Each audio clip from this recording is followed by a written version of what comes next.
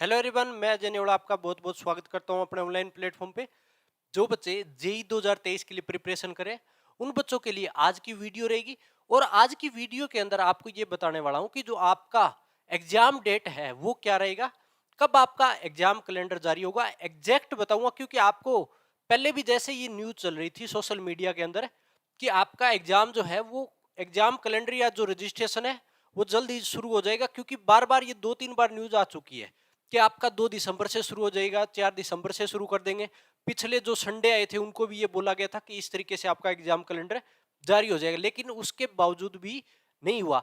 लेकिन यार आपको उस टाइम मैंने बोला था कि इस तरीके से कभी भी एग्जाम जो कैलेंडर है या आपका जो रजिस्ट्रेशन है वो शुरू नहीं हो सकता जब तक मान लो एनटी की ऑफिशियल साइट पे कम से कम कोई तो अपडेट आएगा। जैसे अगर आपका एग्जाम कैलेंडर कल आने वाला है तो आज उसकी ऑफिशियल जो साइट है उस पे अपडेट आ जाएगा और उस पे लिखा भी होता है कि इतनी तारीख को ये साइट वहां पे अपडेट हुई है।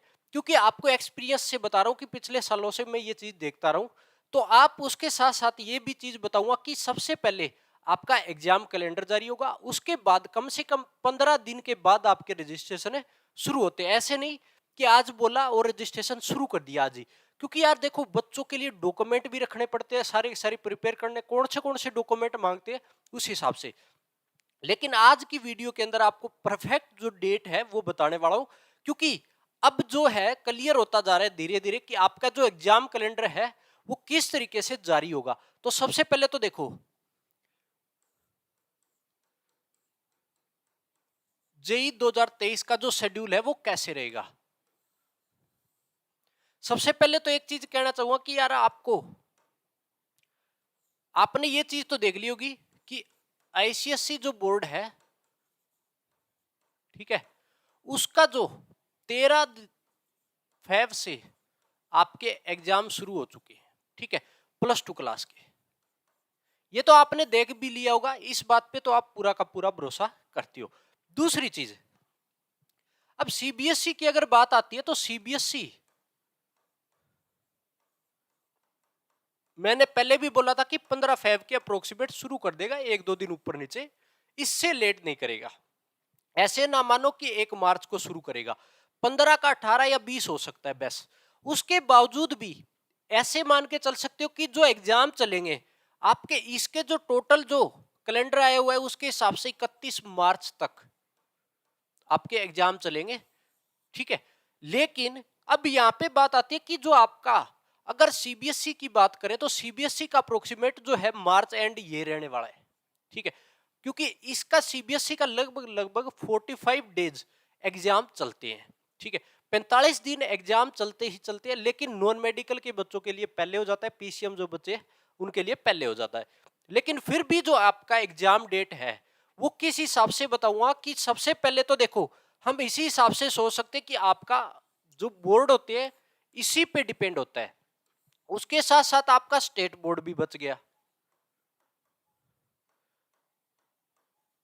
भी आपके स्टेट जो बोर्ड है वो अलग अलग आपको एग्जाम डेट देंगे, आगे पीछे जरूर होते हैं देखो, ठीक है।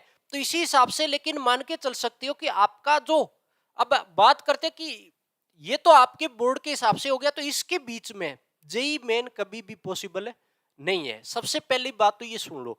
उसके बाद क्या होगा कि जो फर्स्ट अटेम्प्ट जो है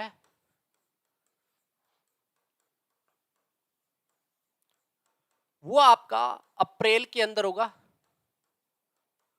अप्रैल के अंदर फर्स्ट वीक, ये मान के चलो भी, ठीक है। इस हिसाब से आपका फर्स्ट अटेम्प्ट लिया जाएगा। क्योंकि एनटीए का भी कुछ प्रोसेस होता है, उसके हिसाब से ही सारी की सारी चीजें, सारा का सारा शेड्यूल तैयार करना पड़ता है।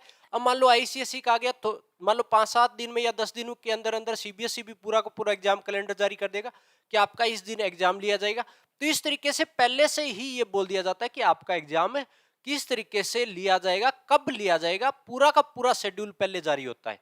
अब देखो यार जब जेई देते हैं तो बच्चों को डॉक्यूमेंट तैयारी करा जब करने पड़ते हैं, सारे के सारे तैयार करने पड़ते हैं। तो उसके हिसाब से फर्स्ट अटेम्प्ट मान, इस चीज में मान लो 100% बोल रहा हूं ये बातों में, ठीक है, कि आपका फर्स्ट वीक में होगा अप्रैल में। अब बच्चे बोलते हैं सर ऐसा नहीं हुआ तो देखो यार, अब अगर मान लो आज के दिन 3 दिसंबर आपका डेट हो चुका है, उसके बावजूद कोई भी एनटीए की तरफ से कोई ऑफिशियल अपडेट नहीं है। अगर आज भी आता है आपका, अगर एग्जाम कैलेंडर आज भी जारी होता है, तो भी मान के चल सकते हो कि 15 से 20 दिन तक आपके रजिस्ट्रेशन शुरू नहीं होंगे। ठीक है, पहली बात तो ये। ठीक है, तो एकदम से ऐसे शेड्यूल जारी नहीं होगा। उसके साथ साथ सीबीएसई, आईसीएसई सब बोर्ड के अलग अलग प्रैक्टिकल भी होने हैं, तो उसके हिसाब से ही आपका जो एग्जाम कैलेंडर है वो जारी होगा। तो फर्स्ट अटेम्प्ट आपके मान के चल सकते हो अप्रैल फर्स्ट वीक में। इस हिसाब से क्या सेशन लेट होगा? नहीं होगा। किस तरीके से, अगर फर्स्ट अटेम्प्ट अप्रैल के अंदर ले लिया जाता है फर्स्ट वीक के अंदर, तो आपका सेकंड अटेम्प्ट, जो मैंने पहले भी बहुत बार बताया कि सेकंड अटेम्प्ट जो है वो आपका मई फर्स्ट वीक में हो जाएगा। ठीक है, मई फर्स्ट वीक में हो जाएगा। अगर मई फर्स्ट वीक में हो जाएगा, उसके बाद बात करते हैं कि जेई एडवांस के लिए बात करते हैं कि जेई एडवांस का कब होगा। फिर जेई एडवांस, तो इसका जो अगर मई में अगर हो गया ना, तो जून मिड के अंदर आपका आराम से क्या हो जाएगा? जी एडवांस हो जाएगा। तो कैसे सेशन लेट होगा? सेशन लेट है नहीं होगा इस हिसाब से भी। ठीक है, तो क्योंकि अब पिछली बार भी तो ऐसे ही करवाया गया था कि लगभग लगभग 27 दिन के गैप पे दूसरा अटेम्प्ट करवा दिया गया था, और उसके बाद जेई एडवांस भी हो चुका था। तो आपको इतना ही टाइम के बावजूद भी कर सकते हो। अब बात आती है क्या आपका इस तरीके से आपको तैयारी करनी है। आपको अब आपका फर्स्ट अटेम्प्ट मैंने बता दिया है, आप देखोगे धीरे धीरे सब इसी भाषा पे आ जाएंगे। और जो मैंने पहले बोला था, तो बच्चे इस बात पे भरोसा नहीं कर रहे थे कि अप्रैल में पॉसिबल है, नहीं है। लेकिन अब आप भरोसा कर सकते हो यार, क्योंकि धीरे धीरे सब लोग आपको क्लासों में भी ये बोलने लग जाएंगे कि फर्स्ट वीक अप्रैल के अंदर ही होगा।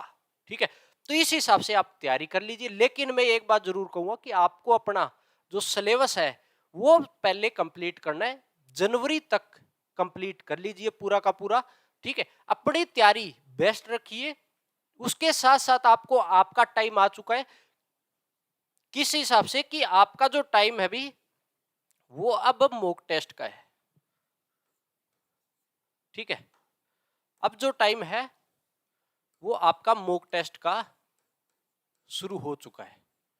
तो इसलिए जो आपके टेस्ट सीरीज है वो आप ज्वाइन कर लीजिए, जहां पर भी आप अपनी पढ़ाई कर रहे हो उसी हिसाब से। ठीक है, तो आप अगर टेस्ट सीरीज ज्वाइन करोगे तो उस केस में आपको क्या करना है कि लगभग लगभग अब अगर मान लो 3 या 4 दिन के बाद आप एक टेस्ट जरूर दे दीजिएगा, और उसका पूरा का पूरा आपको सॉल्यूशन करना है। ये मैं बार बार आपको बोलता हूं। इसमें आपका जो रिजल्ट है सबसे ज्यादा ये चीज आपको इंक्रीज करेगी कि आपने टेस्ट भी दिया, टेस्ट के साथ साथ आपने पूरा का पूरा एनालिसिस भी किया उसको कि आपकी क्या क्या कमी आ रही है।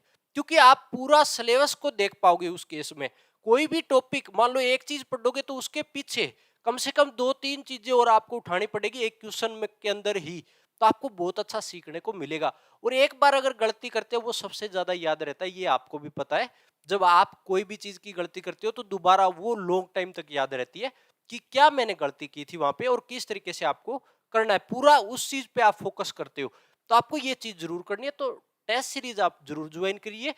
जैसे ही एनटी की तरफ से अगर कोई भी ऑफिशियल अपडेट आता है, अपने इस चैनल पे आपको हर अपडेट मिलेगी। क्योंकि अपना चैनल सिर्फ और सिर्फ जेई रिलेटेड ही सारी की सारी वीडियो मैं यहाँ पे अपडेट डालता हूँ, और कोई भी इसके अलावा अपडेट आपको नहीं मिलेगा। तो आप इसी तरीके से अपनी पढ़ाई करिए। आपको इस चीज में बिल्कुल भी नहीं देखना है कि एनटीए कब तक आपका एग्जाम कैलेंडर जारी कर देगा। क्योंकि आपका अप्रोक्सीमेट मान के चल सकते हो कि आज से 10 दिसंबर के अप्रोक्सीमेट मान के चल सकते हो कि आपका एग्जाम कैलेंडर जारी हो जाएगा। अब ज्यादा लेट है नहीं होगा, इससे ज्यादा लेट पॉसिबल ही नहीं है। 1-2 दिन ऊपर नीचे हो सकता है इसमें, ऐसे नहीं अब जनवरी में जाके एग्जाम कैलेंडर जारी होगा, ऐसा पॉसिबल नहीं है बिल्कुल भी। ये 0% मान के चल सकते हो अब तो।